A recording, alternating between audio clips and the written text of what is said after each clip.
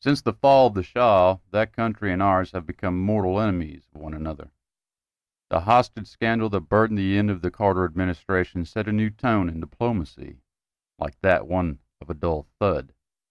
The entrance of Reagan into the situation is often credited with its ending. Of course, some years later, the Iran-Contra scandal displayed duplicity within the administration, if not Reagan himself.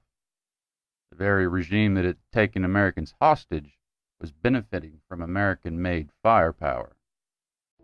The heady experience of Reykjavik comes to a sudden halt. News has surfaced that the United States has traded arms to Iran in exchange for hostages.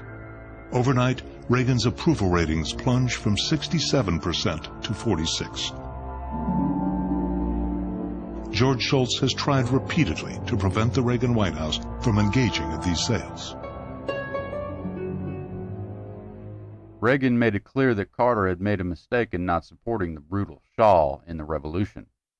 Yet few know that it wasn't Carter or even his guru advisor Brzezinski that made the final decision on regime change in Iran.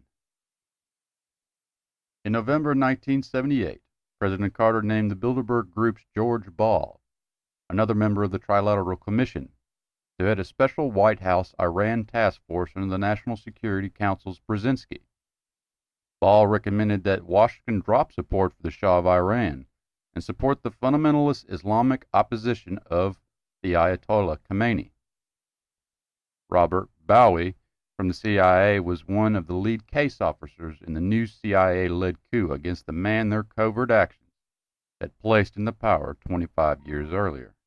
Their scheme was based on a detailed study of the phenomenon of Islamic fundamentalism as presented by British Islamic expert Dr. Bernard Lewis, then on assignment at Princeton University in the United States.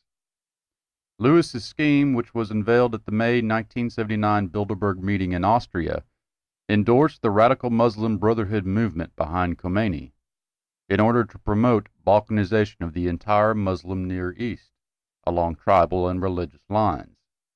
Lewis argued that the West should encourage autonomous groups such as the Kurds, Armenians, Lebanese, Maronites, Ethiopian Copts, Azerbaijani Turks, and so forth. The chaos would spread in what he termed an arc of crisis that would spill over into the Muslim regions of the Soviet Union.